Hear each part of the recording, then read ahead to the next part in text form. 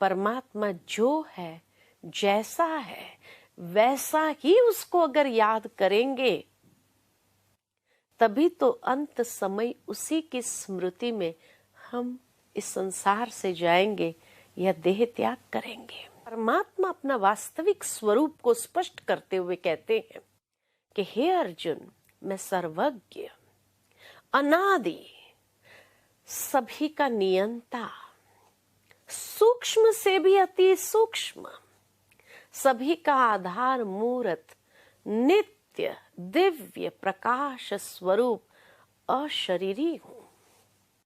कितना स्पष्ट अपने स्वरूप का उल्लेख परमात्मा करते हैं कि मैं सर्वज्ञ हूं, सब कुछ जानने वाला, अनादि, सभी का नियंता, सारे संसार का नियंता हूं, लेकिन सूक्ष्म से भी सूक्ष्म।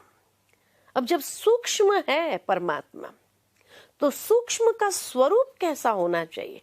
तो कहा नित्य दिव्य प्रकाश स्वरूप, नित्य, जिसका प्रकाश कभी कम नहीं होता है, और वो दिव्य प्रकाशमान है, अनंत तेजोमय है। ऐसा दिव्य प्रकाशमान अशरीरी, जिसको अपना कोई शरीर नहीं है, अव्यक्त पुरुष है।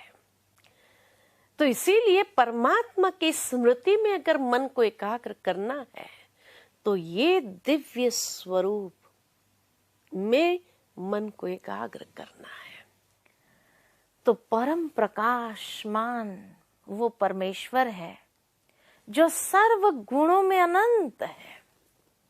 इसीलिए ज्योमेट्री के अंदर बिंदु की डेफिनेशन है इन्फिनिट, अनंत।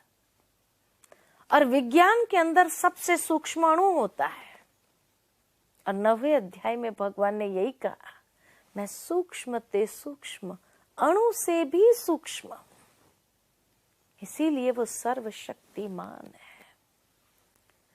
तो अजन्मा स्वरूप हर धर्म में एक ही दर्शाया हुआ है। इसीलिए गीता के 4थे अध्याय में जब अर्जुन ने यह सवाल पूछा कि क्या यह उत्तम रहस्यपूर्ण योग का वर्णन करने हेतु आप सबकी तरह पैदा होते हो, ये सवाल किसके प्रति था?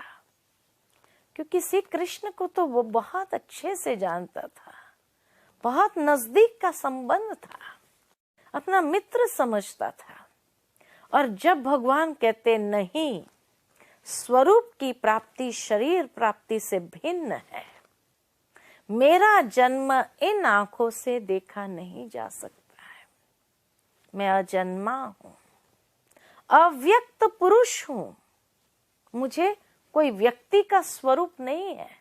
और श्री कृष्ण को तो स्वरूप था, व्यक्त स्वरूप था, जबकि परमात्मा कहते हैं मैं अव्यक्त स्वरूप हूं, शाश्वत हूं, मैं विनाश रहित, पुनर्जन्म रहित, प्रकृति को अधीन करके योग माया से प्रकट होता हूं।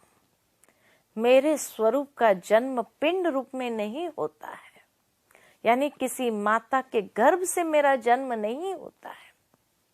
श्री कृष्ण की तो मां थी। योग साधना द्वारा अपनी त्रिगुणामय प्रकृति को स्ववश करके मैं प्रकट होता हूं। कितना सुंदर ढंग से भगवान अपना परिचय देते हैं।